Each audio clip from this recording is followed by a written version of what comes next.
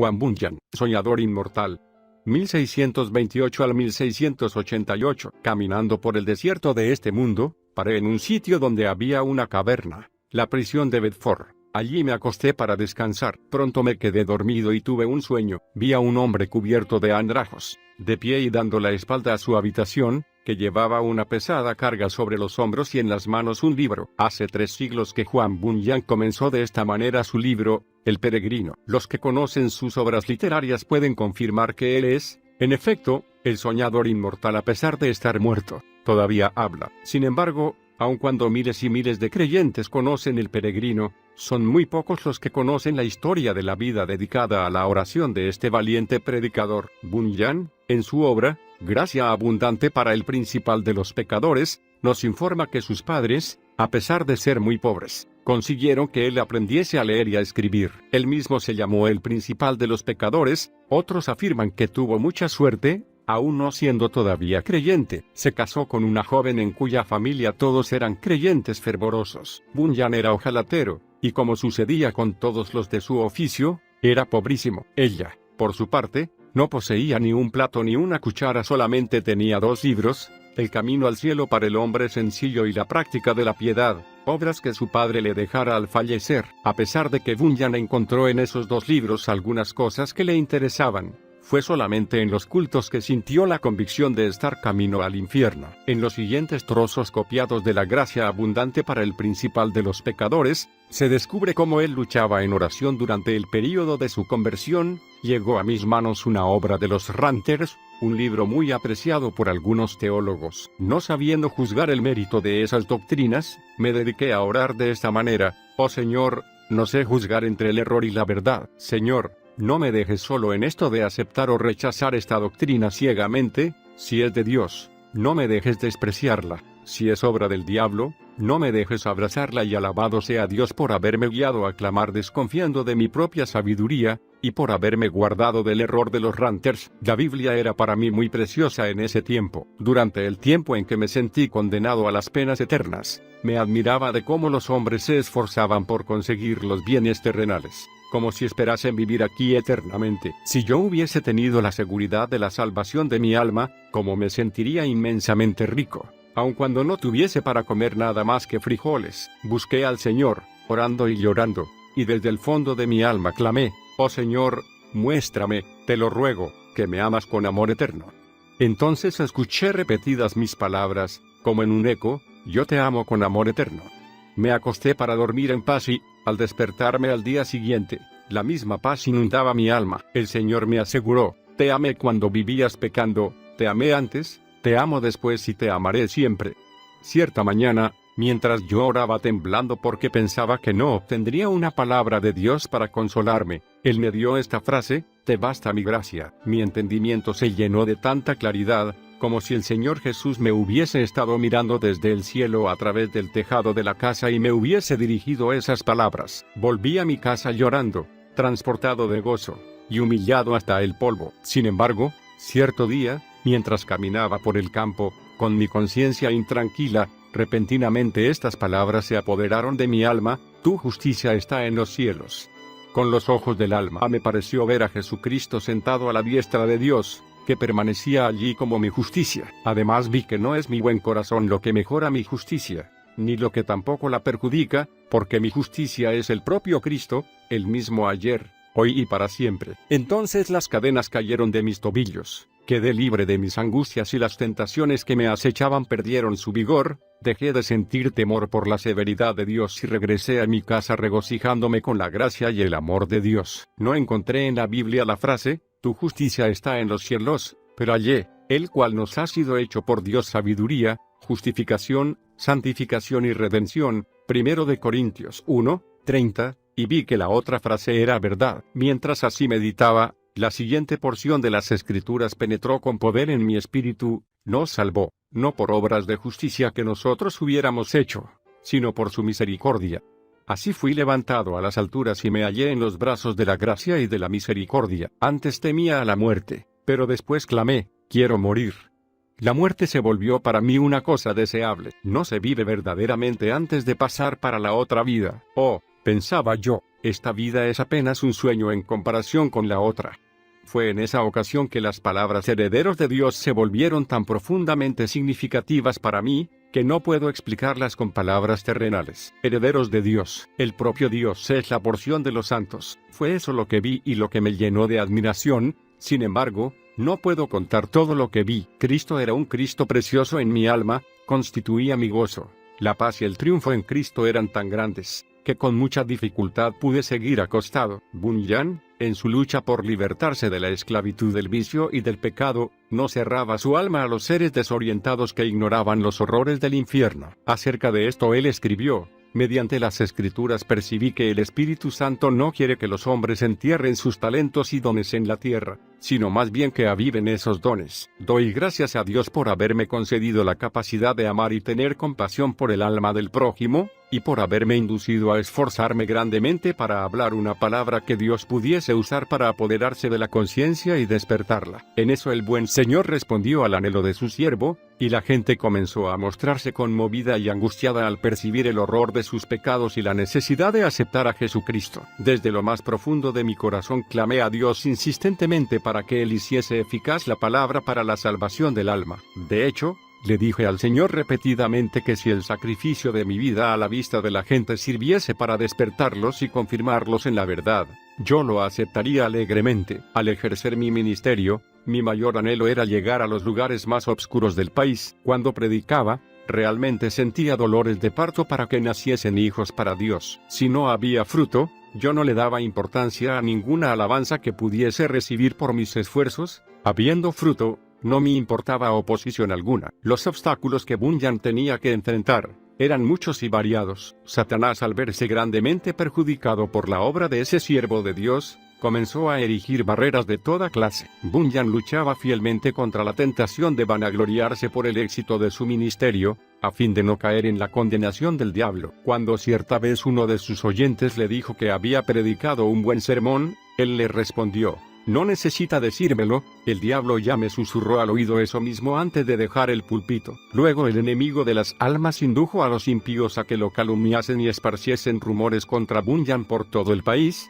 con el fin de hacerlo abandonar su ministerio. Lo llamaban hechicero, jesuita, contrabandista, y afirmaban que vivía con una amante, que tenía 2 mujeres y que sus hijos eran ilegítimos. Cuando al maligno le fallaron todos esos planes de desviar a Bunyan de su ministerio glorioso, sus enemigos lo acusaron de no observar los reglamentos de los cultos de la iglesia oficial. Las autoridades civiles lo sentenciaron a prisión perpetua, negándose terminantemente a revocar la sentencia, a pesar de todos los esfuerzos de los amigos de Bunyan y de los ruegos de su esposa. Tenía que quedar preso hasta el día que jurase que nunca más volvería a predicar. Respecto a su prisión, él nos cuenta: nunca había sentido tanto la presencia de Dios a mi lado en todo instante, como después de que fui encerrado, fortaleciéndome tan tiernamente con esta o aquella escritura, hasta el punto de que llegué a desear, si ello fuese lícito, mayores tribulaciones, con tal de recibir mayor consolación. Antes de caer preso yo preveía lo que me sucedería, y 2 cosas ardían en mi corazón con respecto a cómo podía encarar la muerte.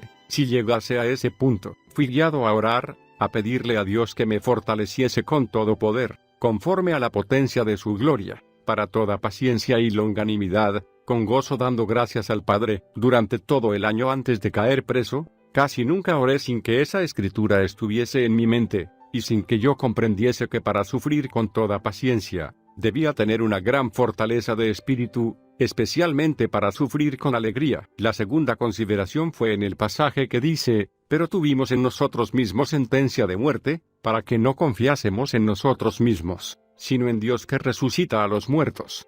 Por esta escritura comprendí que si yo llegase al punto de sufrir como debía, primeramente tenía que sentenciar a muerte todas las cosas que pertenecen a nuestra vida, considerándome a mí mismo, a mi esposa, mis hijos, mi salud, los placeres, todo, en ira, como muertos para mí y yo para ellos. Resolví, como dijo Pablo, a no mirar las cosas que se ven, sino las que no se ven, porque las cosas que se ven son temporales, pero las que no se ven son eternas. Y comprendí que si yo fuese prevenido solamente de caer preso, Podría de improviso ser llamado también para ser azotado o amarrado a la picota. Aun cuando esperase solo esos castigos, no soportaría el castigo del destierro. Pero la mejor manera de aguantar los sufrimientos era confiar en Dios, con relación al mundo venidero, y en cuanto a este mundo, debía considerar al sepulcro como mi morada, extender mi lecho en las tinieblas, y decir a la corrupción, tú eres mi padre, y a los gusanos, ustedes son mi madre y mi hermana. Job 17, 13 y 14. Sin embargo,